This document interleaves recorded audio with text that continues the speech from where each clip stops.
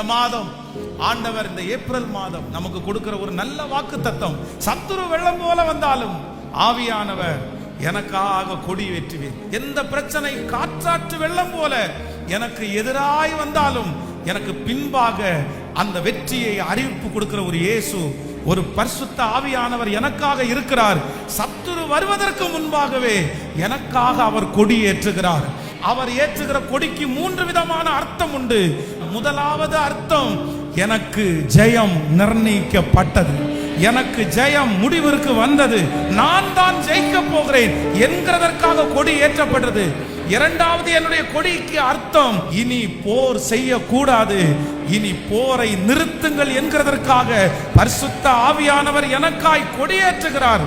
மூன்றாவதாக, எனக்காக பரிசுத்த ஆவியானவர் கொடிவேற்றுவதற்கு அர்த்தம், என் பிள்ளையினுடைய ஜெயத்தை விளம்பரப்படுத்துங்கள். என் பிள்ளை ஜெயித்தான், என் பிள்ளை ஜெயித்தான். வெள்ளம் போல சத்துரு வந்தாலும் ஆவியானவர் கொடியேற்றுவார், கொடியேற்றுவார். எவ்வளவு பெரிய பிரச்சனை வந்தாலும் உங்கள் இருதயம் கலங்கவே வேண்டாம்.